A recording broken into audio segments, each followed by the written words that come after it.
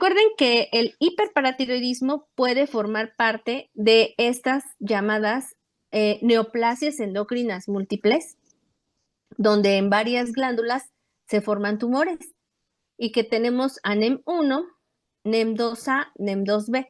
Entonces, hiperpara forma parte de MEN1 y MEN2A.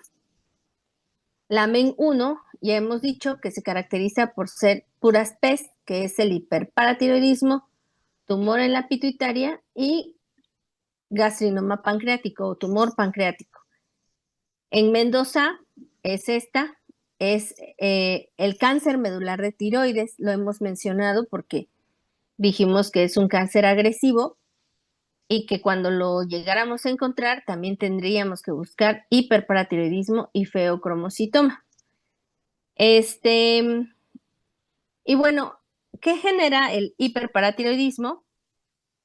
Genera hipercalcemia. La hipercalcemia, cuando nosotros tenemos un paciente con calcio alto, nosotros como clínicos tenemos que pensar en varias causas. Una de las principales es buscar hiperparatiroidismo, pero no es la única. Puede ser que el paciente esté consumiendo suplementos de calcio, que el paciente se encuentre inmóvil. Esa inmovilidad va a generar desplazamiento del calcio del hueso, que pudiera tener un mieloma múltiple en los pacientes que llegan al hospital, al servicio de medicina interna, siempre un calcio alto, tienes que pensar en mieloma múltiple, un carcinoma a algún nivel. Hiperplasia paratiroidea, que pues va más o menos en esta misma línea.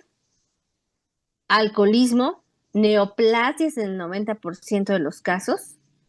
Síndrome de Zollinger-Ellison, exceso de vitamina D, por eso estos pacientes que se suplementan con vitamina D, vitamina A ya para toda la vida, pudieran tener como efecto secundario la hipercalcemia. Y la sarcoidosis también se caracteriza por niveles altos de calcio, entonces a esta mnemotecnia se le llama chimpancé. Entonces, cuando nosotros tenemos una hipercalcemia, vamos a encontrar que esta puede ser mediada por paratormona o independiente de paratormona. Entonces, cuando nosotros encontramos en medicina interna un calcio alto, inmediatamente dices, pide la PTH. Si la PTH está alta, es un hiperpara primario. Y entonces yo les voy a preguntar, ¿y cuál es la causa más común de hiperpara primario? Y ustedes van a decir un adenoma paratiroideo, un tumor benigno en alguna de las glándulas paratiroides. Y más raro puede ser que formen parte de las neoplasias endocrinas múltiples tipo 1, tipo 2. Esta hiperparatiroidismo, hipercalciúrico familiar, estas ya son cosas más raras que pertenecen al área de endocrinología. Un hiperpara terciario también puede ser mediado por paratormona o encontrar la paratormona alta, y aquí corresponde a una enfermedad renal crónica. Para esto, pues tú debes estar viendo o tener enfrente de ti a un paciente que tiene ya todos los estigmas de la falla renal. Entonces, podría ser que pienses en un adenoma, pero lo más probable es que esa enfermedad renal crónica le llevó a tener hiperparatiroidismo. Y entonces está la PTH independiente. PTH independiente significa que aquí la paratormona se encuentra baja. Y entonces si tú descartas estas situaciones, ya te tienes que ir pues a cosas como la hipercalcemia de la malignidad, intoxicación por vitamina D, desórdenes, enfermedades granulomatosas, medicamentos como los diuréticos diacídicos, el teriparatide. Teriparatide es un medicamento que se utiliza para osteoporosis. Entonces, este medicamento, en lo que tenemos que cuidar cuando nosotros vamos a medicar con este tipo de fármaco a los pacientes para sacarlos de la osteoporosis, pues es vigilar los niveles de calcio. Porque si los niveles de calcio están altos, pues resulta que teriparatide también genera niveles de calcio altos. Entonces, ahí podrías generar un problema metabólico al administrar tu teriparatide. Exceso de vitamina A y toxicidad por teofilina. Otras causas de hipercalcemia, el hipertiroidismo, la acromegalia, el feocromocitoma, la insuficiencia adrenal, la inmovilización, el uso de nutrición parenteral total. Todos estos van a cursar con calcio alto, pero la paratormona va a estar baja. Entonces, les repito, nosotros inmediatamente que tenemos un calcio alto, pedimos niveles de paratormona para saber si vamos a estudiar esto o esto. ¿Sale? Nuevamente, causas de hipercalcemia por malignidad, cánceres de muchos lados, pulmón, esófago, cabeza y cuello, renal, ovario, vejiga, páncreas, timo, carcinoide, cánceres hepáticos. Aquí pueden ser por una proteína relacionada con la paratormona. Eso significa PTHRP. Puede ser que de por sí se esté secretando paratormona igualmente en todos estos cánceres, o bien que haya una secreción ectópica de 25-hidroxivitamina D, como decíamos previamente, que por eso los macrófagos y algunos cánceres pueden estar secretando vitamina D y esto generarte niveles de calcio alto. Donde se encuentran estos cánceres que secretan 1,25 de hidroxivitamina D, los linfomas, las enfermedades de Hodgkin, la granulomatosis linfomatoide, metástasis, obviamente, pueden cursar con calcio alto, metástasis de mieloma múltiple, de linfomas, de cáncer de mama, sarcoma invasivo y tumores productores de otras citoquinas. Nuevamente entran los linfomas, las leucemias.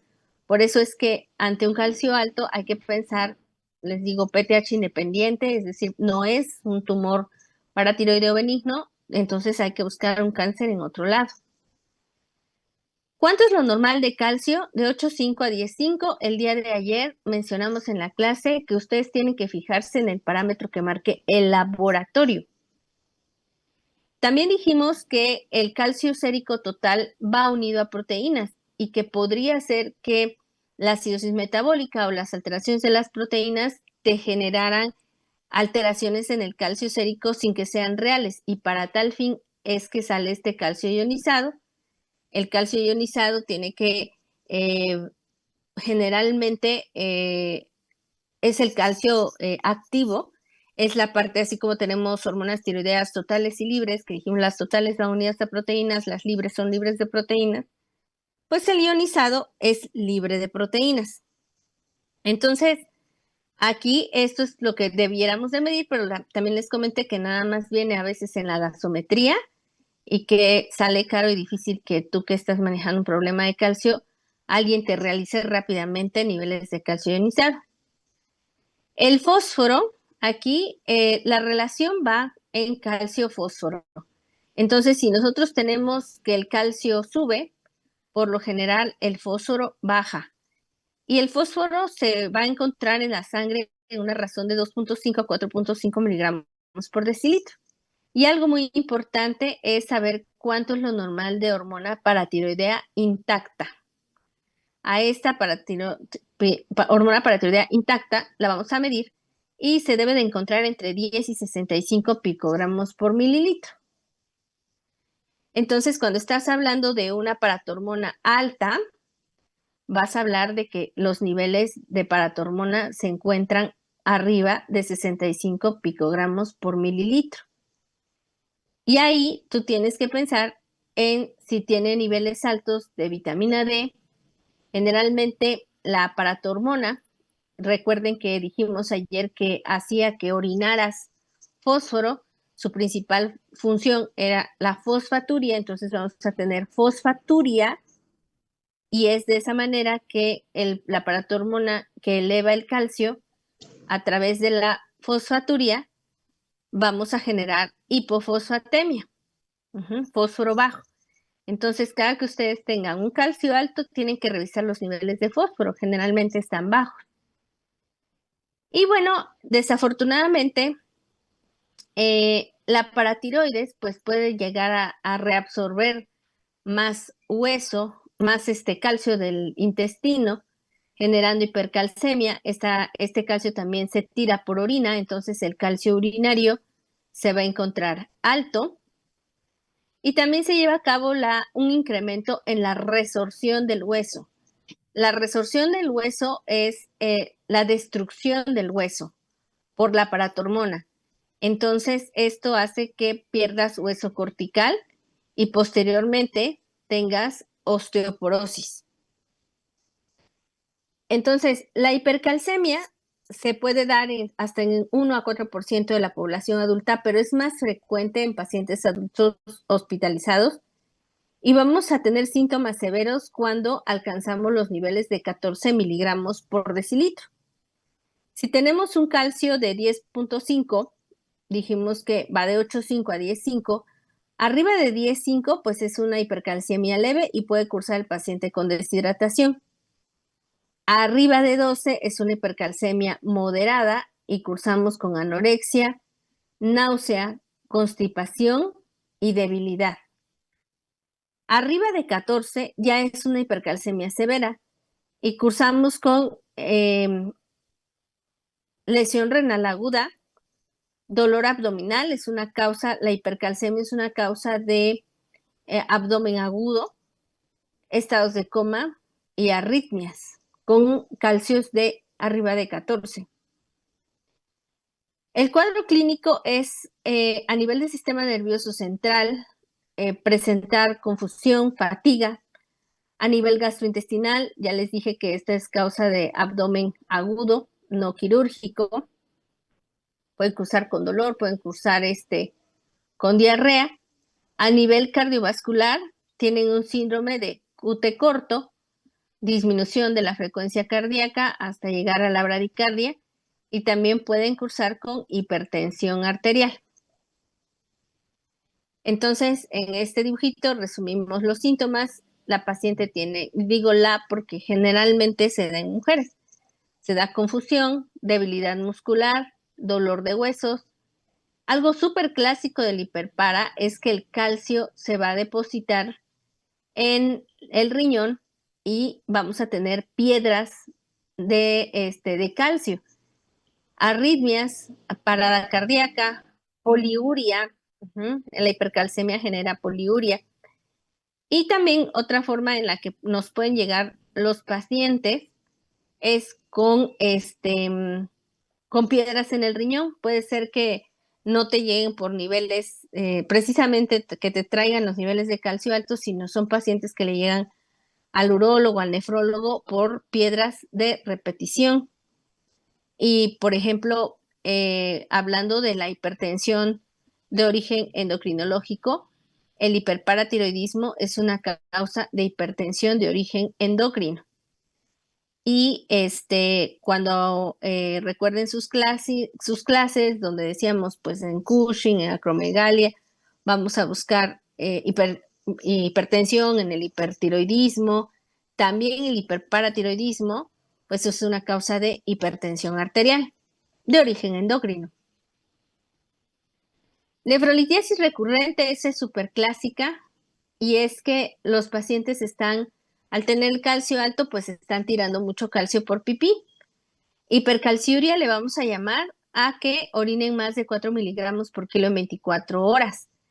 Esto, pues, hay que saber los kilos del paciente para que nosotros hagamos el cálculo de hasta cuánto le toca orinar. A veces nos toca orinar 250, a veces 300 miligramos en 24 horas. Y si rebasamos este número, ya sabemos que está cursando el paciente con hipercalciuria, y esa puede ser la causa de la litiasis renal.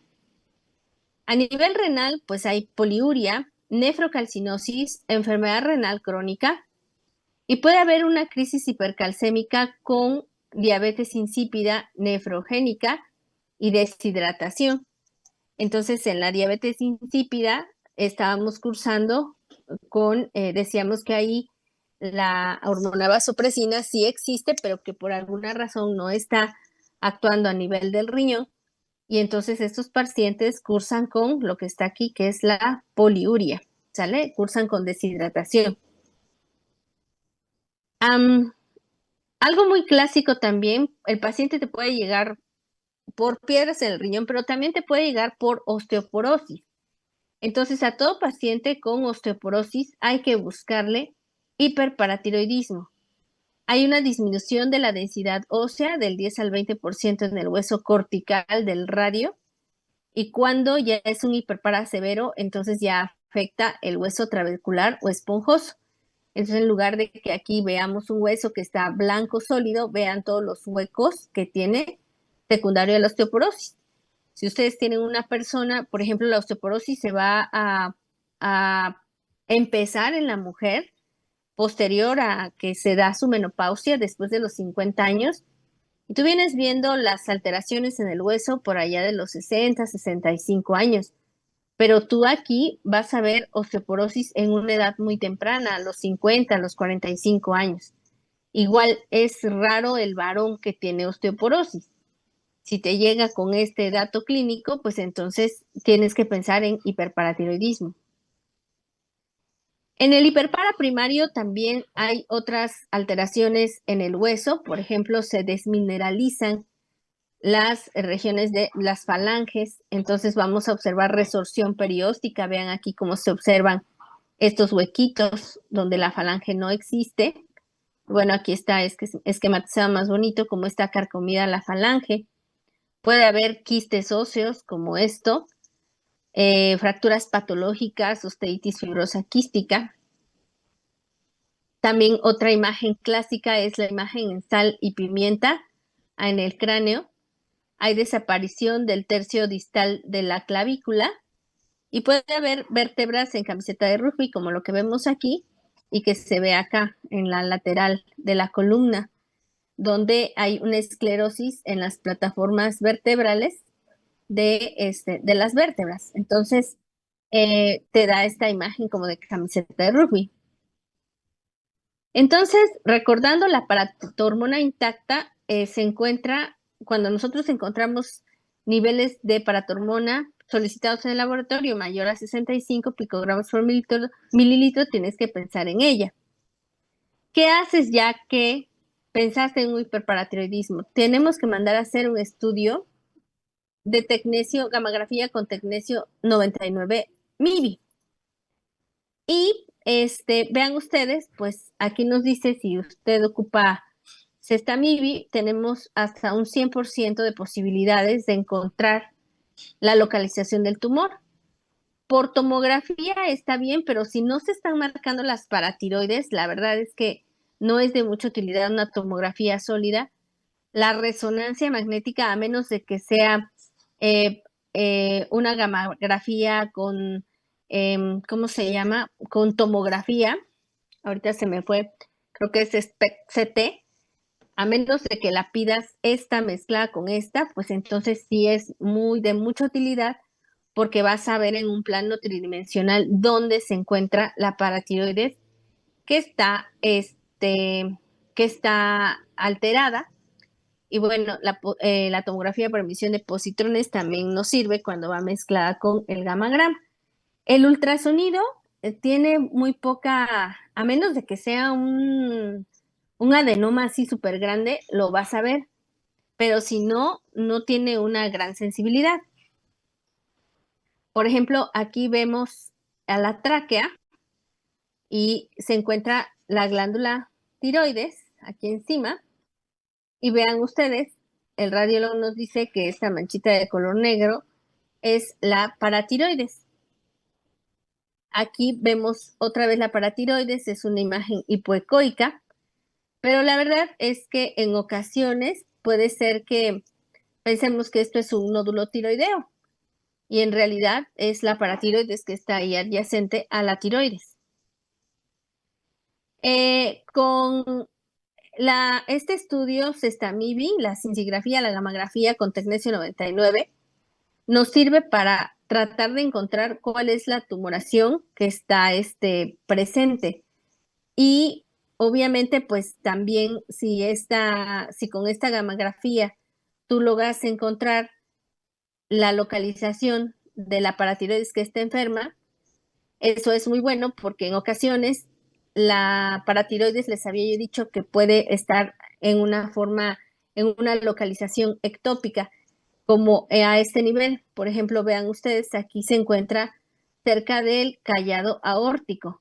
Entonces, si la paratiroides que está, que tú fuiste a quitar, pues está atrás de la tiroides y quizás la tumoración en realidad está hasta dentro del mediastino, pues de nada sirve que hayan quitado alguna paratiroides del cuello si la que está produciendo se encuentra hasta allá adentro. Entonces, es por eso que no, nada te garantiza que el hecho de que tú ves las paratiroides por ultrasonido, nada te garantiza que esa sea la paratiroides que está enferma.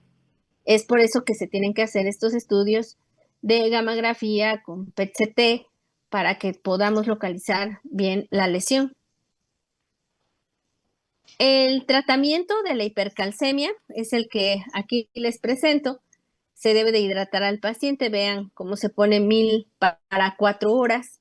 Se debe de añadir un diurético para que el paciente orine el calcio, una meta de diuresis de 250 mililitros por hora. Se utiliza terapia antirresortiva. Esto lo van a ver en urgencias, como a los pacientes que llegan con el calcio alto, los hidratan, les ponen furo, pero además se le debe de poner ácido zoledrónico, diluido en solución salina. El ácido zoledrónico lo que va a hacer es disminuir los niveles de calcio. Si bien sí se tarda, se puede tardar 2-3 días. Y lo que puedes hacer, si es una cosa muy, muy grave, pues, o está teniendo una implicación muy importante clínicamente al paciente, está ya en estado de coma, lesión renal aguda, chocado, etcétera, pues te vas a hemodiálisis. En el caso de el uso de glucocorticoides, ante una hipercalcemia maligna, pues también sirve para bajar los niveles de calcio y se ocupa hidrocortisona 100 cada 8.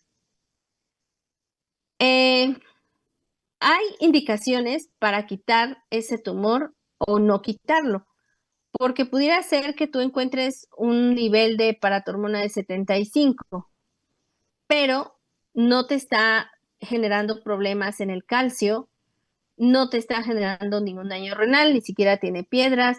Mandas a hacer la densitometría, vamos a poner DMO, la densitometría mineral ósea, y la densitometría está normal. Pero estas son las indicaciones para mandar a operar, que el calcio esté arriba de 1. Entonces, si nuestro corte dice 10.5, pues arriba de 11.5 sería una indicación para cirugía. Que exista lesión en el riñón, entonces que tu tasa de filtrado esté bajita, menor a 60, y que la densidad mineral ósea esté baja. Por ejemplo, aquí una densidad menor a 2.5 en la columna, en la cadera o en el radio, te indica osteoporosis. Entonces, la presencia de osteoporosis es también indicación para quitar esa paratiroides. Si no hay ninguna de estas tres, aunque la paratormona se encuentre alta, solamente amerita vigilancia. Vigilancia, pues vigilando los niveles de calcio, vigilando que no existan estas complicaciones. También la edad es importante, una edad menor a 50 años. En el caso de que decida solamente observar, checamos los niveles de calcio anual, la función renal anual y la densitometría cada 1 a 2 años. Entonces, hasta aquí hemos estudiado la principal causa de hipercalcemia secundaria o dependiente de paratormona, que es el hiperparaprimario, cuya causa principal son los adenomas funcionantes autónomos. Vean acá, esta es una paratiroides normal y esta es una paratiroides con un adenoma. Pero hay otros tipos de hiperparatiroidismo, que es el secundario y el terciario. El hiperparasecundario es en respuesta a un calcio bajo o a una deficiencia de vitamina D. Por ejemplo, en la enfermedad renal crónica con una tasa de filtrado glomerular menor a 15 por 6 meses, es decir, CADIGO 5, no menos, se pueden dar niveles de vitamina D bajos. Entonces, eso hace que el calcio baje y la paratormona, como un efecto compensador para aumentar los niveles de calcio, lo que va a hacer es subirse, ¿sale? Entonces la paratormona va a subir porque está dándose cuenta que el nivel de calcio está bajo. También un paciente que tiene una cirugía de estómago o intestino, una enfermedad celíaca o Crohn, en la cual se está yendo mucho calcio a nivel intestinal, esto puede generar niveles altos, bajos de calcio, y como un mecanismo de retroalimentación positivo, le va a informar a paratormona que ésta se forme de más. Entonces, ¿qué van a encontrar ustedes aquí? Niveles de paratormona altos con calcio bajo. En el hiperparaprimario tenemos niveles de PTH altos con niveles de calcio altos. ¿Sale? Pasan unos meses y un hiperpara secundario se va a convertir en un hiperpara terciario. Entonces, para que un terciario exista, debió haber existido un secundario. Y es que cuando esta paratormona está constantemente alta, ahora empieza a formar hiperplasia de las 4 glándulas. Previamente eran 4 glándulas chiquitas, pero de tanto que se están estimulando porque el calcio está bajo, ahora forman 4 tumores. Entonces, después de un hiperpara secundario viene un hiperpara terciario porque hay hiperplasia de las 4 glándulas. Es así como funciona el hiperparatiroidismo después de un trasplante renal o cuando tenemos la enfermedad renal crónica por más de 6 meses y pasamos al hiperpara terciario, o cuando hay una patología gastrointestinal prolongada. Entonces aquí las paratiroides están crecidísimas, la PTH está muy alta, pero ahora sí logra estimular al calcio, a reabsorber calcio del hueso, del intestino, del riñón, etcétera, y ahora vamos a tener nuevamente un cuadro bioquímico muy similar al del hiperparaprimario, donde la PTH se encuentra alta y el calcio se encuentra alto. Para ustedes diferenciar, bueno, es que no sé si es primario o terciario, pues debemos de conocer el historial clínico del paciente para sospechar qué fue lo que pasó.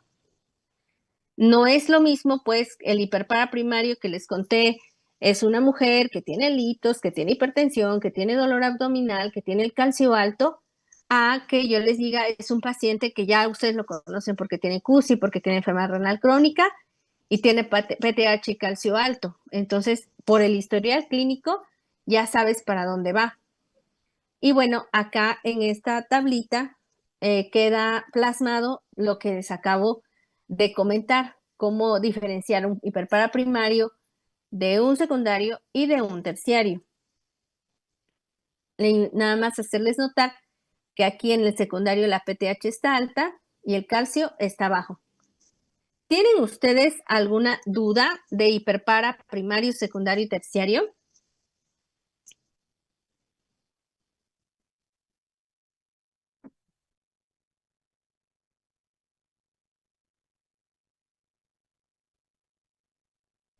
No, doctora, gracias. Ok, bueno, entonces hasta ahí termina hiperpara. Les dije que era muy corto.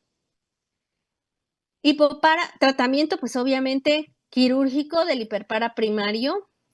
Quirúrgico, hay que quitar ese tumor. Del hiperpara terciario, quirúrgico, porque hay que quitar esos 4 tumores. Y del hiperpara secundario, pues la verdad hay que pues reponer o mejorar toda la cuestión de la enfermedad renal crónica, ¿sale?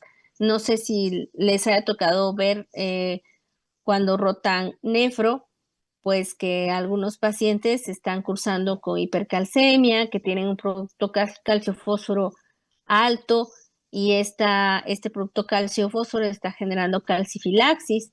Entonces estos pacientitos empiezan a tener necrosis de las manos, de los dedos de las manos, de los pies, y así como se va necrosando la microvasculatura. Entonces también el hiperparaterciario hay que resolverlo. En cuanto a hipoparatiroidismo, El calcio debe de estar, el calcio decíamos que es un calcio menor a 8.9 o un calcio ionizado menor a 4.5 miliequivalentes por litro. Cuando nosotros tengamos, ¿cómo se presenta un paciente con hipoparatiroidismo? Con hipocalcemia. Cuando nosotros tengamos un paciente con hipocalcemia, lo primero que vamos a hacer es revisar los niveles de magnesio. Porque si el magnesio está bajo, el calcio va a estar bajo. Entonces hasta ahí llegamos con el estudio del calcio.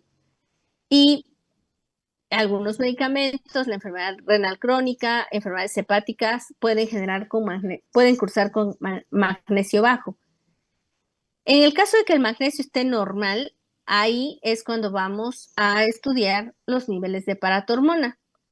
Si la paratormona está baja, entonces hipocalcemia con PTH baja es igual a hipoparatiroidismo. Pero si la paratormona se encuentra alta o normal, entonces tenemos que ir a estudiar los niveles de fósforo.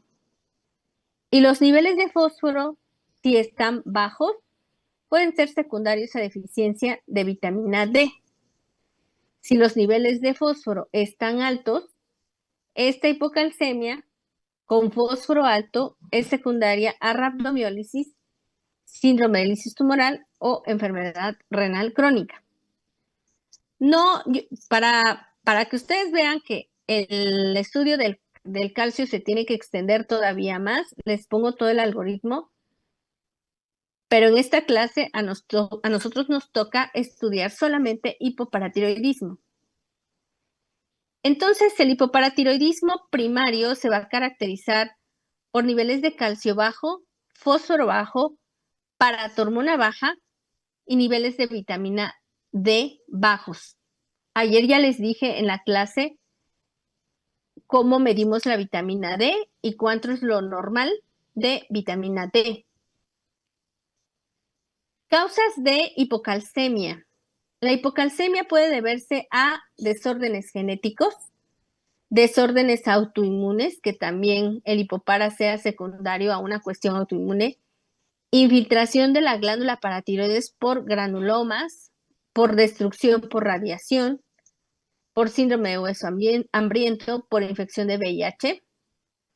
Pero vean ustedes, en el 80% de los casos, el hipoparatiroidismo se debe a una cuestión quirúrgica.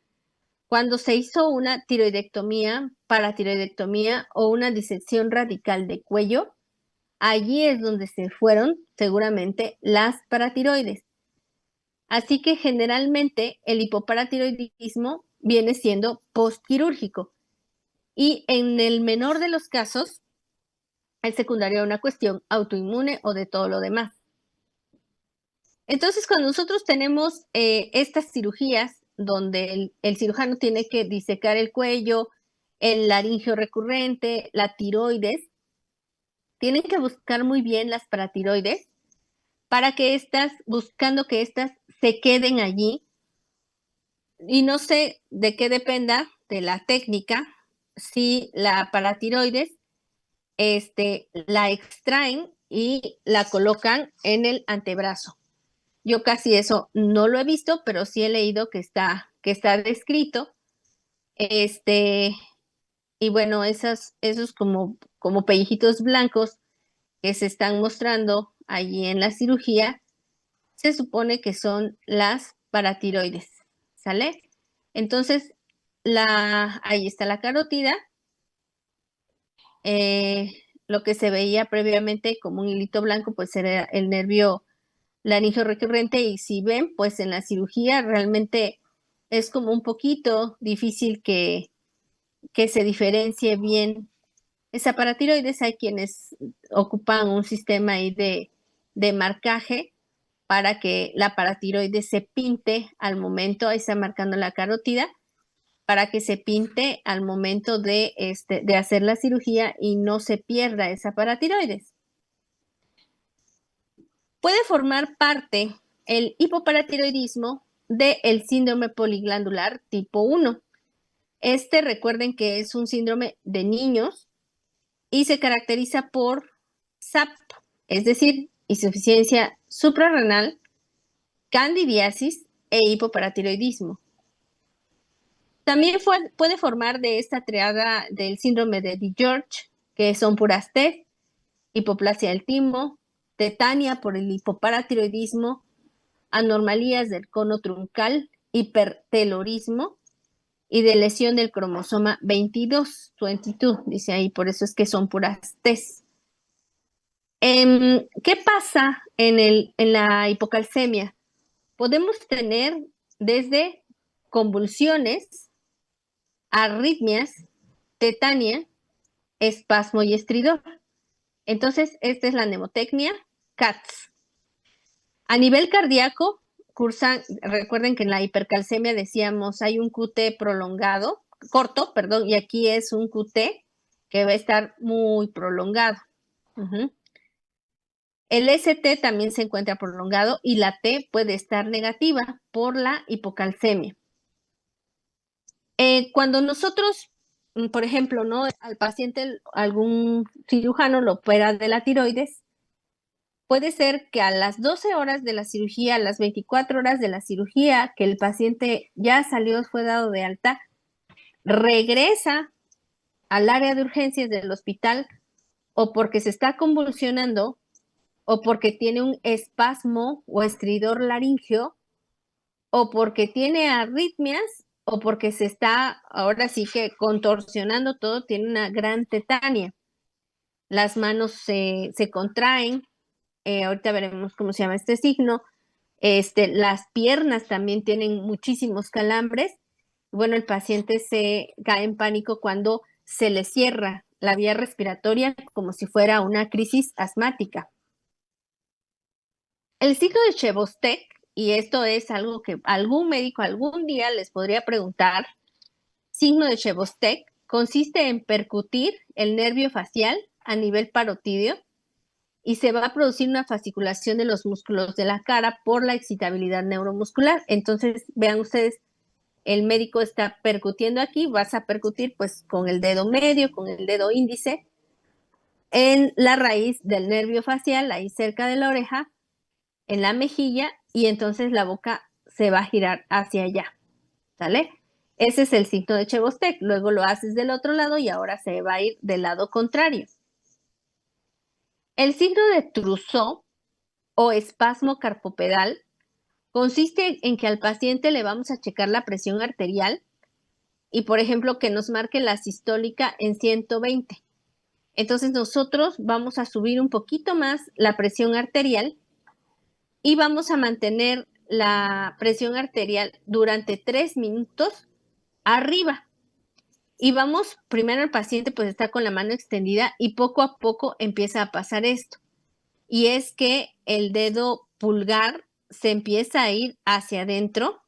Vean, tal vez el pulgar debiera estar acá y vean cómo hizo este movimiento, se fue hacia adentro. Un poquito como estos signos que ahora existen de que cuando estamos previniendo la violencia contra la mujer y que se cierra la palma, un poquito ese tipo de signo, ¿sale? Donde llevas el pulgar hacia la palma.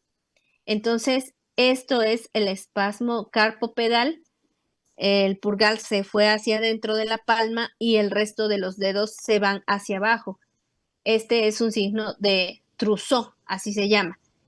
Y bueno, consiste en checar la presión 3 minutos arriba. Si inmediatamente la manita se empezó a contracturar, tienen una hipocalcemia severa. Pero si hasta los 3 minutos se empezó a contracturar, la hipocalcemia no es tan severa. Todos estos que le pongo en esta diapositiva, que es las convulsiones, las calcificaciones a nivel del sistema nervioso central, las arritmias cardíacas secundarias a hipocalcemia, la cardiomiopatía de la hipocalcemia, el laringoespasmo, la nefrocalcinosis, también puede haber piedras en el riñón, enfermedad renal crónica, parestesias, calambres, tetania, cataratas secundarias a la hipocalcemia, síntomas de ansiedad, de depresión, alteración en la morfología de los dientes, piel seca, onicolisis, cabello que se cae, psoriasis, miopatía. Todos estos son los signos de la hipocalcemia. Incluso esa como piel seca, pero también pero también estos como moretones que se les llegan a hacer en las piernas. Algo que les pasa es la calcificación de los ganglios basales y bueno, es por eso que los niveles de calcio deben de estar dentro de parámetros normales. Cuando nosotros tengamos pacientes con calcio bajo, debemos de manejarlos con soluciones intravenosas como esta, solución de gluconato de calcio al 10%, y esto se va a hacer cuando los niveles de calcio están menores a 7.5. Entonces, aquí pues les pongo la fórmula, cómo se debe diluir el gluconato de calcio, pasarlo en 15 minutos y después pasarlo en infusión. ¿Cómo se hace la infusión? 10 ámpulas, cada una de estas ámpulas tiene 93 miligramos de calcio, 10 ámpulas de gluconato de calcio en 500 mililitros de solución glucosada y se pasa a 1 a 3 miligramos por kilo hora, ajustándola cada 4 horas. Esto quiere decir que nosotros debemos de estar pidiendo niveles de calcio sérico cada 4 horas. Cuando estamos pasando calcio por la vena, es algo delicado, entonces hay que pedir niveles de calcio. También el calcitriol, que es la vitamina D activa, la vamos a recetar vía oral, 0.5 microgramos cada 12 horas, porque eso nos ayuda a elevar los niveles de calcio. El citrato de calcio, 1 a 4 gramos vía oral. El citrato, entonces aquí estamos pasando el calcio vía IV, pero aquí a la par ya estás pasando el calcio vía oral. La hipomagnesemia, recuerden que va a prolongar la hipocalcemia, entonces si el calcio está bajo hay que añadir sulfato de magnesio en una línea diferente a la del calcio para que nosotros podamos sustituir adecuadamente el calcio, si no, no va a dejar que suba. Cuando el paciente tiene una hipocalcemia moderada, pues entonces le puedes dar calcitriol, que es la vitamina D activa, y el citrato de calcio de 1 a 4 gramos vía oral. En esta tabla les dejo las dosis de calcio, las dosis de calcitriol, alfa y de hidrotaquisterol no lo tenemos, pero también esta tablita nos sirve para que vean en el manejo del calcio, de la hipocalcemia, nos dice calcio vía oral, vitamina D e hidroclorotiazida. La hidroclorotiazida nos sirve para regular la hipercalciuria. Entonces, las tiacidas, los diuréticos tiacídicos, lo que hacen es reabsorber el calcio del riñón. Entonces, nosotros podemos poner tiacidas para evitar que ese paciente esté tirando calcio por orina. Y en esta tabla es para que la lean, vean, por ejemplo, cada una de las marcas comerciales, Caltrate, Tums, Soscal, Titralac, Citracal, nos va diciendo cuánto tienen de calcio elemental. Entonces, el Caltrate tiene 600 miligramos de calcio elemental. Por eso es que se llama Caltrate 600 más D. A veces yo veo que hay personas que suplementan con Tums, pero miren cuánto tiene de calcio, 200, o Oscal, 260. Entonces, el que tiene mayor cantidad de calcio es el Caltrate 600 más D. Igual el Citracal, vean qué cantidad de calcio tiene, 200 miligramos. Desafortunadamente, para estos pacientes, es importante saber cuánto de calcio elemental le estamos dando realmente al paciente, porque estos pacientes llegan a manejar una cantidad industrial de calcio tomado. Es decir, yo he tenido pacientes que llegan a ocupar 100 tabletas de calcio al día. Entonces, las 100 tabletas van ahí 30 con la mañana, 30 a mediodía, 30 en la noche, y obviamente el paciente está con una gastritis tremenda. Si nosotros usando 30 tabletas de Caltrate cada 8 horas no alcanzan los niveles de calcio, Imagínate si le das una de 168, una de 260, pues no van a ser 100, van a ser 200, 300 tabletas por día.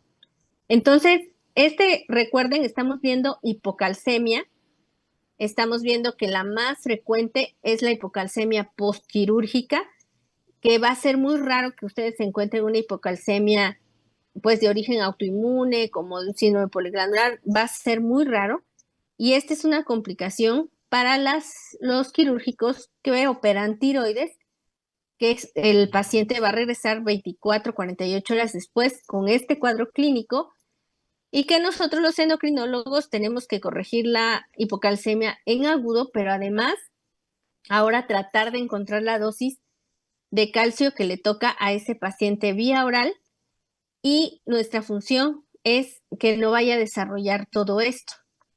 Porque si nosotros no suplementamos bien el calcio en una persona, este paciente puede morir de una arritmia, puede tener estas lesiones en músculo, en hueso, ese hueso va a caer en osteoporosis, pueden tener estas calcificaciones de los ganglios basales con las alteraciones neurológicas posteriores. Entonces no es nada más las 100 tabletas, sino que estás previniendo toditito esto, ¿no? Y ya, muy bien. ¿Alguna duda que ustedes tengan?